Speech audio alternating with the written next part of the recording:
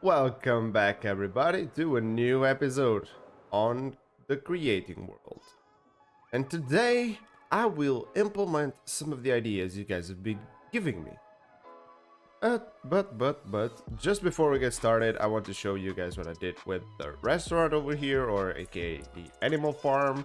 I made this into a pretty cool restaurant with some plates and some food on the plates, like to give it some life. And one of your ideas was to actually put some villagers here, and I will do that. But I got a few things that are a little bit more urgent.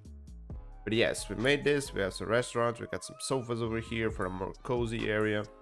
We got some food items on display. You can go through here to the back. We have an automatic milk machine here where we can put anything. It will basically put milk, because I put a cow being milked at the back. We have like a cash register here. We have two sinks where you can actually fill up with water, because it has a water generator down at the bottom.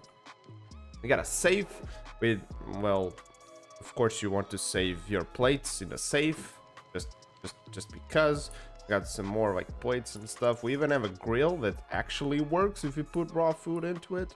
We got a couple of fridges here with a bunch of food that's just sitting here waiting for me to eat. We got all of these bad boys. At the moment, some of them are waiting for me to do things. Then we have like this desk where you can actually like cook stuff and cut stuff with the cutting board if you need to. We got these skillets over here doing the same thing as the last episode, and of course we got all the machinery, which is a little bit hidden, but I still wanted to put some windows so you can take a look at the things happening at the back. You can still see all the cool create machines over there, and we have all of these things just getting slowly filled in. Of course, as you guys said, like the rabbits will be like the last ones, or it's gonna be really hard to build up rabbits because the baby ones keep eating the carrots that go over there, but it's all right. It's still going up, which is basically what I want. And so let's start with a bonus round. Yes, because I have two ideas I need to implement over here on a mob farms. Well, one of those is actually already implemented, and this was from one of the last videos where we have the suggestion of adding scarecrows. That is a little cute mod which allows you to have some cute scarecrows in your world. You can even paint them. I paint those ones black, and basically the scarecrows will load the spawners if the chunks are loaded. So you need a chunk loader and the scarecrow, and they will load a spawner which is within 5 blocks of it. So you can see that's like pretty close. I just put it there, and it is loading the spawners, and it does actually work with the witch farm, which took it quite a while for me to understand like the size of it. So I have to place a bunch of scarecrows, because the scarecrows also allow for normal mob spawning, but they need to be like 8 block radius. You can take a look here. It keeps spawners in a 5 block range activated and allows passive mob spawning in an 8 block range. So I just slapped it on every corner on this side, and I also did the same on this side, and I went into spectator mode just to make sure that I wasn't loading anything. And yes, witches still spawn, which is amazing. But with all of these additions, this means that the farm will always be active, and that's good, but there's an issue. And with that issue comes the second suggestion. You see, these swords that are in here, just, well, being used, they actually have durability on them, and they use durability. So what we do need to implement is a way of fixing these tools. And I should put up the comment now in the screen for you guys to see. And yes, we can actually repair tools with a spout.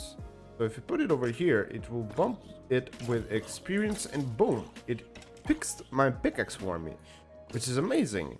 Which means that if we just need to route up this liquid experience into or close to the spawners or the area of the killing here, to this area, and then we need to filter out the broken down sword and then put it in as new.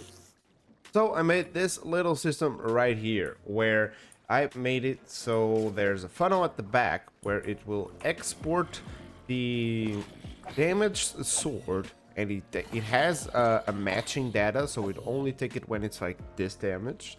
Then it will pop out, go into here, and then a spout will fill it with experience. It will only go down here when it's fully repaired, and then this mechanical arm picks it up and puts it over there. Now this mechanical arm is still not powered, and I'm kind of afraid that if I power it, it's gonna go bad. So hopefully everything goes as I intended to be. And no, perfect. Yes, it's still not picking it up because it knows that the deployer is full, even though the funnel is here.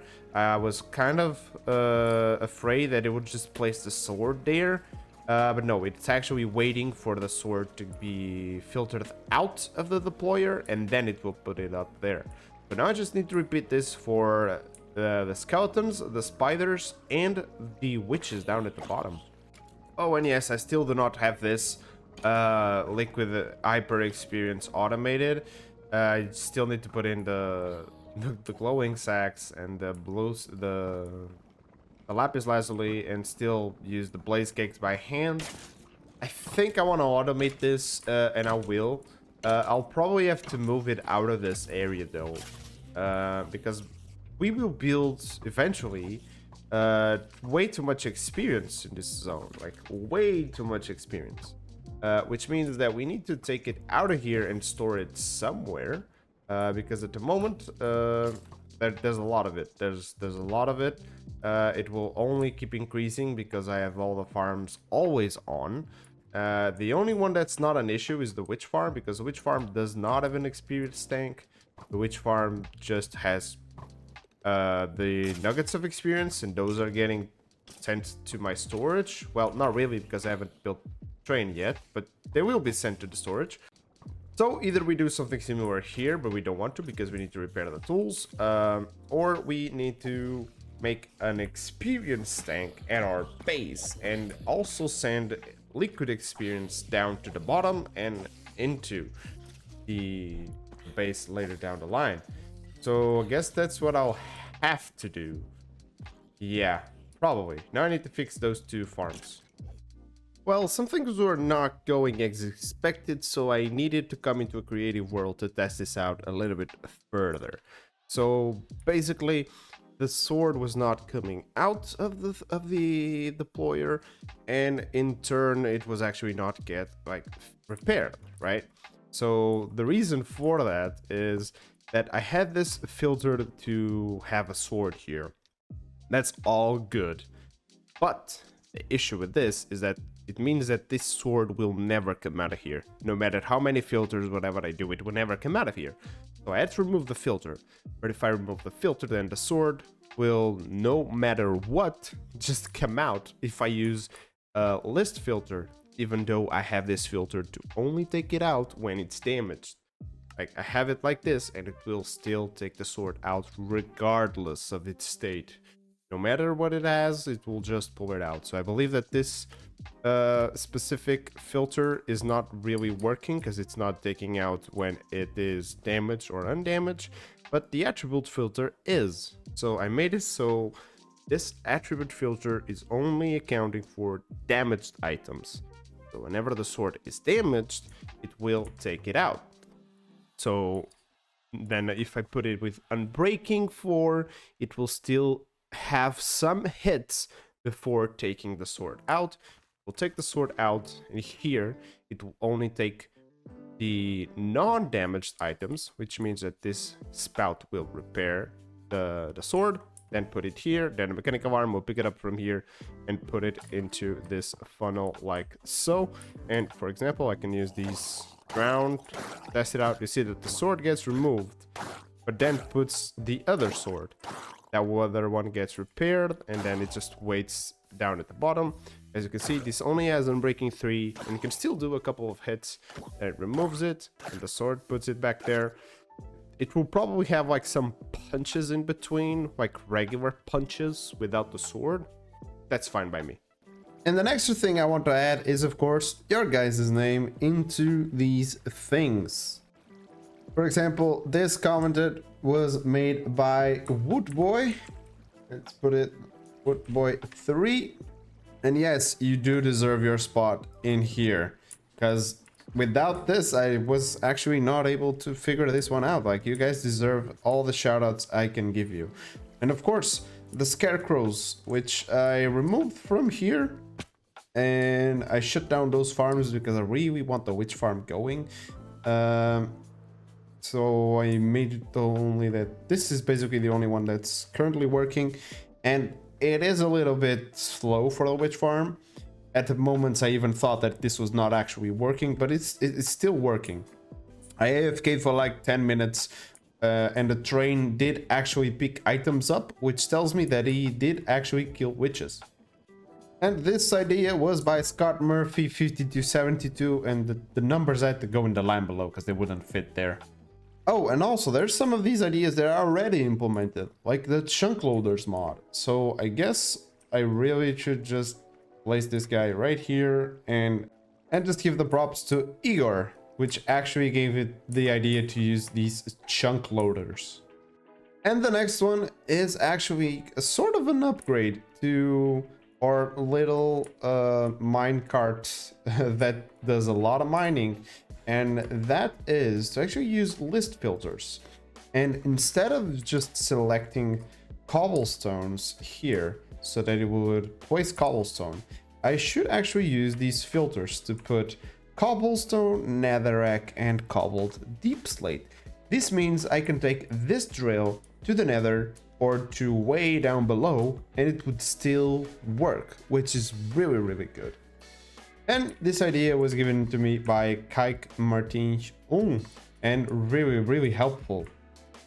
And with that last tip, we can actually make use of this in the nether to get ourselves some ancient debris. And we already have a few of these laying around here, which is amazing. So I'm just gonna try and get a couple actually. And with netherite, we can make netherite ingots, and this will take us to the next step, which is actually upgrading my armor. And the only thing I'm not gonna upgrade, of course, is the jetpack, because, well, there's no upgrade from it. There's nothing higher than this, even though I'm still going to be making the create version of these items. For example, we have the netherite back tank, or whatever it's called, that we can put together with a copper back tank, a smithing template, and the netherite ingot. So that's exactly what we're gonna do. We're gonna do that, and we get ourselves a netherite back tank. Then we put this and we have a netherite diving helmet, and we put this and we have some netherite diving boots. And well, I got some leggings, so might as well just use these, because Create doesn't actually have a legging version. So we have netherite leggings now, which means we can take off these things and we can be full Create power. Well, I guess we should do this for now, and we are full created. Yes, with all the netherite stuff. Now this back to tank does actually have some uses. And in order to fill it up, I believe we just need to connect it to some rotational power and just get some air. Yeah, you can see it even has like some particles gathering up air. It's pretty cool. I can't see, or I believe that's the amount that it has. Can we just do this then? Oh, okay, yeah, it doesn't actually show. It only shows when you place it down. So, well, it's kind of fast, really. I mean, it's 512 ICU, but it's kind of fast to fill up. And there we go, completely filled up to the brim. But this one will save, because we can use this one in addition with, for example, the extendo grip. For example, if we use this and we use the extendo grip, then it's not the extendo grip taking damage, it's actually the pressurized air being used. Which is actually pretty cool. Damn, I really look a little bit weird with this helmet. But another comment actually asked, What about elevators? And fear not, because elevators we are making, and we're making it right in this little building, like right off of here. And if you guys watched last episode, you know exactly what this building is going to be. It's going to be our subway station entrance. Yes, and we are going to be able to enter here, buy, or I guess you should say more, ask for a ticket. And after you ask for a ticket, right now I have a pass, and yes, this is actually a pass. This is a subway pass that I named. This is a little bit of a cute card.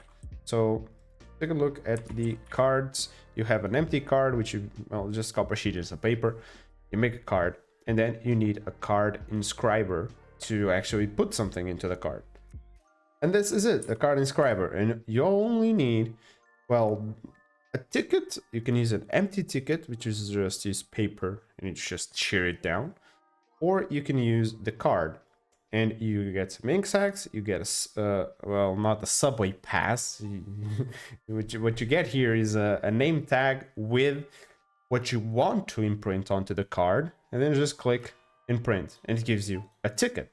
And I will be like giving away tickets here, and somehow I made a waypoint. And with that ticket, you go here into the entrance. There's an iron door here blocking out the way, which you need a ticket or a pass. And I got a ticket. Ticket is one-time use. A pass, you can use like the card, you can always use it, but a ticket is a one-time use. And this guy is already linked to only read the subway pass. And boom, it opens the door for us. It's amazing. I love this thing. And then we have, well, the elevator. Yes, this is using the create elevator pulleys, which are amazing. And fear not, you can actually do this like so. And actually, I'm just gonna remove that because that guy doesn't need any power. Basically, I'm taking in the power from, well, from that building because it has a lot of power, rerouting from below. And it's powering this elevator pulley. Now, this elevator pulley powers everything. These guys are aesthetics because they do actually still leave the ropes behind. I guess you can try and show it if we just grab this guy right here. And what we're gonna do is that we're gonna go inside and we're gonna have these, well, this is our contraption controls, which you can scroll down to -1 or to 0. If we press down to -1, we right click, the elevator closes the door and goes down into our station. Yes, pretty cool, pretty good. Oh, yo, there we go. You can see these ropes do still hang out here, which is pretty cool because if we go up here, of course, this is still like in need of some extra decorations and stuff like that. If you're like out here, you can see that this guy is actually down there, which is pretty cool. Still gonna decorate these walls and stuff like that. And we'll be able to push a button.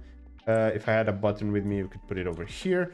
Do I have anything similar? I guess I have a lever, which I could use, right? Yes, and if we activate this, it will pull the elevator right on up for us, which is pretty cool. And who knows, maybe I'll use some of these cards to maybe hide something and create an underground area with some secrets, because these cards actually are very unique. They allow for a multiple things that you can do, and maybe you can unlock like some secret passages and hidden walkways and stuff like that around the base to make like the things look a little bit more alive, you know. I just need to come up with some ideas. If you have some ideas for that, please let me know down below in the comments. Oh yeah, and that massive thingy, I just did that. I made it look like a crane. That's not really a crane, it's more like a support, like a bridge support thingy. I think it looks cool, you know. I think it kind of fits the theme. And someone said, well, why don't you get some villagers to populate your restaurant? And that was actually a very good idea. But villagers are kind of tricky, you know, because you have to move them and stuff like that. So I came up with a better solution. Why don't I just use these little guys? These conductors. They're really cool and they're actually pretty helpful. You see, this guy, whenever I look at him, he presses this button. So for example, if we get like, for example, these tickets and put them over here, it dispenses a ticket. Pretty good. Of course, ideally, I would try and make it so that it would dispense these tickets, of course. Not an unused ticket per se. And when I look at him, oh, thank you, sir. You gave me a ticket. But I need to kind of enclose him a little bit more so people won't just like, yeah, randomly look at him and he does stuff. I mean, that said, he's just gonna look in the general direction. You see? Yeah, it's really easy to look at him and he presses the button. So we might need to put on the like a bigger delay so he doesn't keep constantly dispensing tickets every second. But yeah, he is our sales guy. And the idea I have is actually putting a lot of these guys around. I made a bunch of these hats that basically conductors, and anyone that has a gray cap is a worker. That guy is a worker. And if I go to the restaurant, yeah, in the restaurant we got this guy, which is basically going to be the main dude that actually welcomes in people. Hello, sir. Hello. You're kind of small for there. Yeah. And we do have 2 extra cooks inside. They look like they're cooking and stuff like that. And on the outside, I made a few extra guys. Now, they don't actually sit in these chairs, which is kind of funny. They look like little kids on top of the chairs, but they just stand still, you know. So it's okay, you know, it's okay. Plus, here they are working. This guy is asking for something. That guy is taking his order. Looking really cool. Oh, and also, if you notice, yes, midway through the video, I did get a new microphone, which means my voice would probably switch up randomly between the video and just hopefully become better for you guys.